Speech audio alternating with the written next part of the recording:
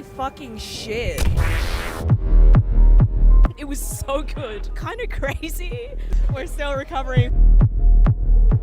What the fuck was that? I feel like my head's gonna explode. Oh my god, it was disgusting. It was foul. I loved it. I'm obsessed with it. It was so good. I need to watch it again. That was the craziest movie I've ever seen.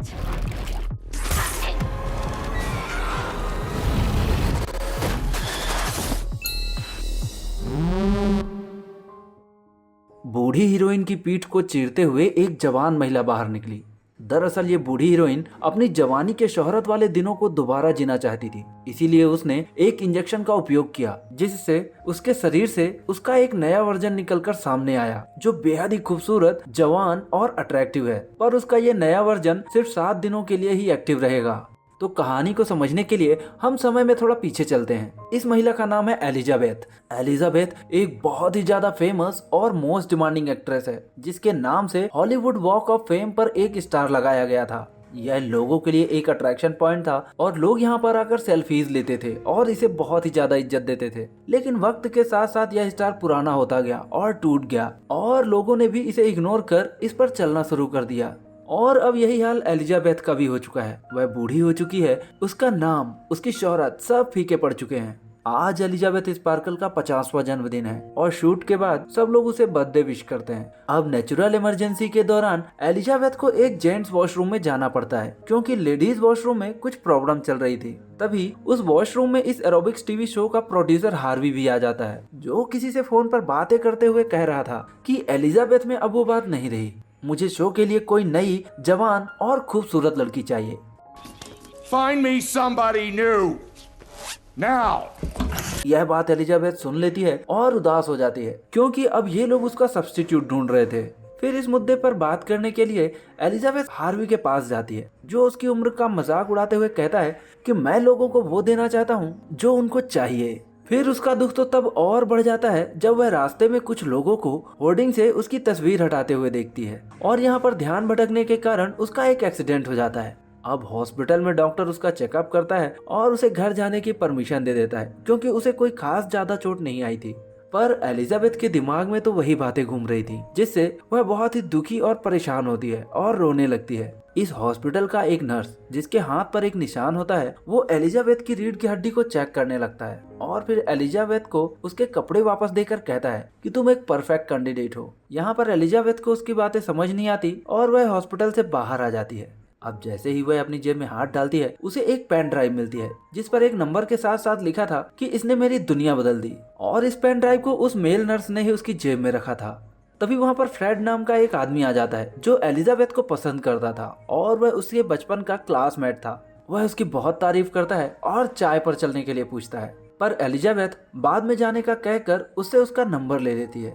अब घर आकर वह pen drive को play करती है जिसमें the substance नाम के एक सीरम के बारे में बताया जाता है जिसका उपयोग करके इंसान खुद का एक जवान, सुंदर और ज्यादा बेहतर वर्जन बना सकता है। और ये सीरम दोनों वर्जन्स को जोड़ कर रखता है और किसी भी हाल में हर 7 दिन के अंदर बारी बारी से दोनों वर्जन्स को एक्टिवेट करना होगा और नए वर्जन को स्टेबलाइज करने के लिए हर रोज एक सीरम का इंजेक्शन लगाना जरूरी है जो कि पुराने वर्जन के शरीर की रीढ़ की हड्डी से मिलेगा।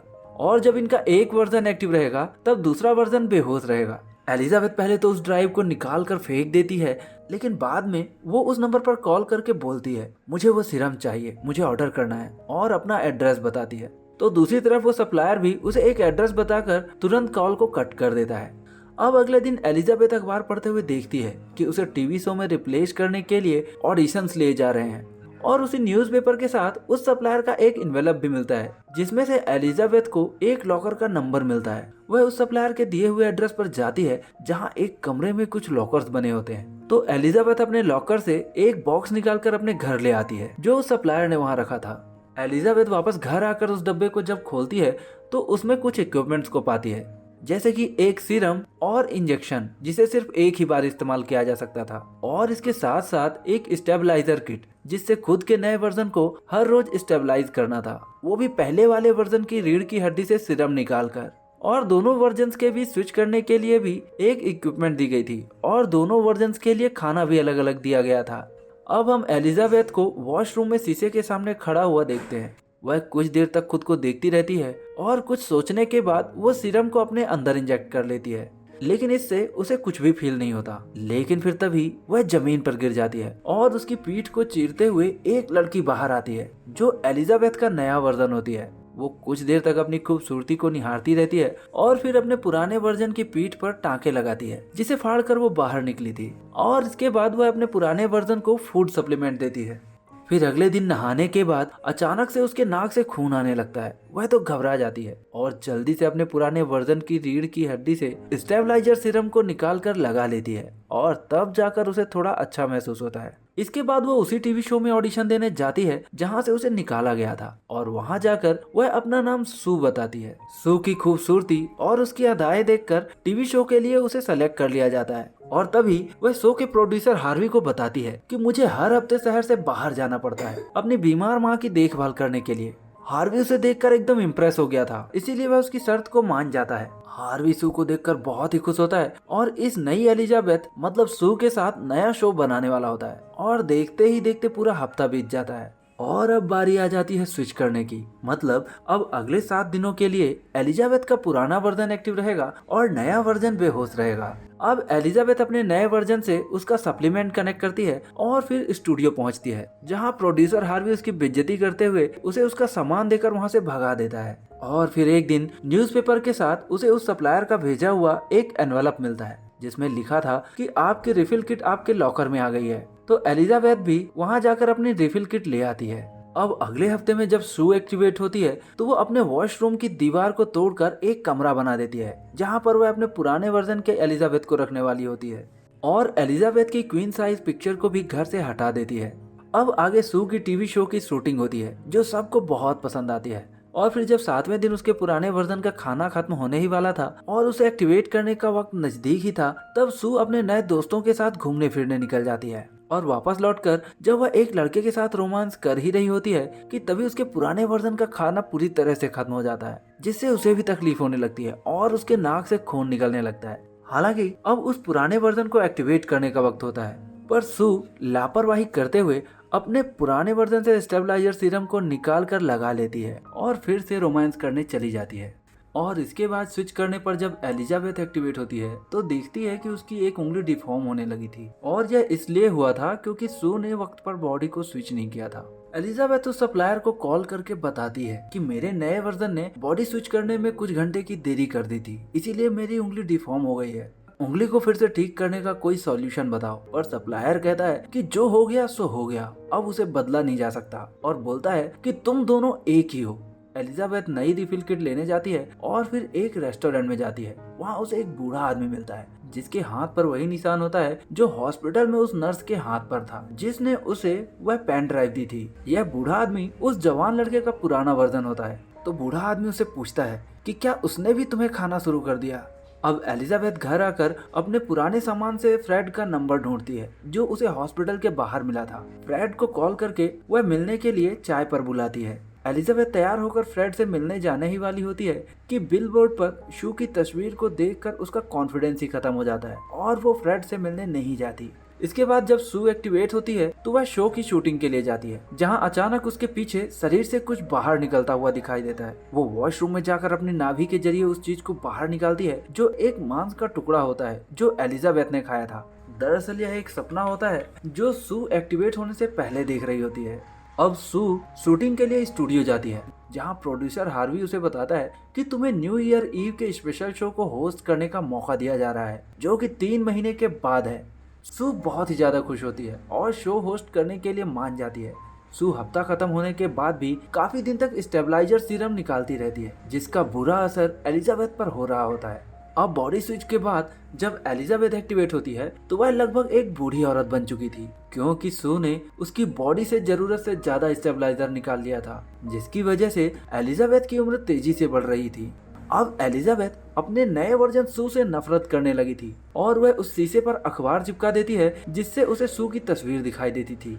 फिर वो सप्लायर को कॉल करके इसका सॉल्यूशन पूछती है, पर सप्लायर बोलता है कि किसी भी तरह आपका जवान रूप आपको वापस नहीं मिल सकता, पर अगर आप चाहो तो इसे यहीं रोक सकते हो और आपको आपकी बाकी जिंदगी आपके इसी रूप के साथ जीनी पड़ेगी। पर एलिजाबेथ को यह मंजूर नहीं होता। फिर अगले स्विच के बाद जब सू एक्टिवेट होती है तो वह 3 महीने तक का स्टेबलाइजर सीरम एक ही बार में निकाल लेती है और फिर 3 महीने के बाद यानी न्यू ईयर ईव से एक रात पहले ही उसका सीरम खत्म हो जाता है। उस वक्त सू अपने एक दोस्त के साथ होती है और अब सू और सीरम निकालने जाती है पर उसके पुराने वर्जन के शरीर से सीरम नहीं निकलता। अब सू के नाम से खून बहने लगता है तो वह जल्दी से सप्लायर को कॉल करके बताती है कि मेरे पुराने वर्जन से सीरम नहीं निकल रहा है। सप्लायर कहता है कि इसका मतलब आपने सारा सीरम खत्म कर दिया है, आपको दोबारा सीरम बनने तक का इंतजार करना होगा और बॉडी को स्विच करना होगा। अब सू गिरते पड़ते वॉशरूम में पहुंचती है और वहां जाकर बॉडी को स्विच करती है। अब क्योंकि सू ने लिमिट से कहीं ज्यादा स्टेबलाइजर सीरम को इस्तेमाल कर लिया था, इसलिए एलिजाबेथ की उम्र तेजी से बढ़ गई थी और अब वो एक बहुत ही बूढ़ी औरत बन गई थी। जब सू का दोस्त वॉशरूम की तरफ आता है तो एलिजाबेथ उसे चिल्लाकर भगा देती है। एलिजाबेथ उस सप्लायर को कॉल करके बोलती है कि मैं ये सब यहीं पर रोकना चाहती हूँ। इसके बाद एलिजाबेथ अपने लॉकर से वो फाइनल किट लेने जाती है जिसमें टर्मिनेशन सीरम होता है। इस सीरम से वह अपने नए वर्जन यानी सू को खत्म कर सकती थी। एलिजाबेथ सू को टर्मिनेशन सीरम लगाने ही वाली होती है कि तभी उसके दिमाग में सप्लायर की आवाज गूंजने लगती है जो कह रहा था कि अगर तुमने एक बार ऐसा कर दिया तो तुम जैसी हो वैसी ही रह जाओगी। पर एलिजाबेथ तो गुस्से में थी और वह सू को इंजेक्शन लगा देती है, पर पूरा सीरम इंजेक्ट होने से पहले ही वह अचानक रुक जाती है क्योंकि वह अब भी सुंदर बनकर लोगों की तारीफें सुनना चाहती थी। और फिर वो सू को जगाने की कोशिश करती है, पर जब सू नहीं जागती तो वह बॉडी स्विच करने की कोशिश करने लगती है और जब इससे भी कुछ नहीं होता तो वह सू के दिल में ही वह निडल घुसा देती है जिससे अब सू भी एक्टिवेट हो जाती है। होश में आते ही सू जब टर्मिनेशन सीरम को अपने पास देखती है तो उसे रियलाइज होता है कि एलिजाबेथ उसे टर्मिनेट करने वाली थी, तो वह गुस्से में एलिजाबेथ को ही मार डालती है। और फिर इसके बाद वो न्यू ईयर ईव के स्पेशल शो के लिए जाती है जहां अचानक उसकी तबीयत बिगड़ने लगती है और वो जल्दी से वॉशरूम के लिए भागती है जहां एक एक करके उसके 3 दांत टूट जाते हैं। तभी उसे याद आता है कि वह एक्टिवेशन सीरम थोड़ा सा बचा हुआ है और वह तेजी से अपने घर की तरफ जाने लगती है। पर स्टूडियो से निकलते हुए लिफ्ट में ही उसका एक नाखून और एक कान कटकर गिर जाता है। सो जल्दी से घर आकर वह बचा हुआ एक्टिवेशन सीरम लगा लेती है, पर क्योंकि वह सीरम एक ही बार इस्तेमाल किया जा सकता था इसलिए इस बार सीरम का बुरा असर होता है और सू की कमर को चीरते हुए एलिजाबेथ और सू का एक हाइब्रिड वर्जन निकलता है। अब यह हाइब्रिड तैयार होकर और अपने चेहरे पर सू के चेहरे का मास्क चिपकाकर न्यू ईयर ईव के स्पेशल शो पर जाती है जहां माइक के पास जाते ही उसके चेहरे से वह मास्क गिर जाता है और उसका असली चेहरा देखकर सब लोग उसे मॉन्स्टर मॉन्स्टर बुलाने लगते हैं और इधर उधर भागने लगते हैं कि तभी एक आदमी बेसबॉल बैट से उस पर हमला करता है जिससे उसका सर धड़ से अलग हो जाता है और उसके दोबारा से बढ़ते हुए शरीर से सब जगह खून ही खून फैल जाता है।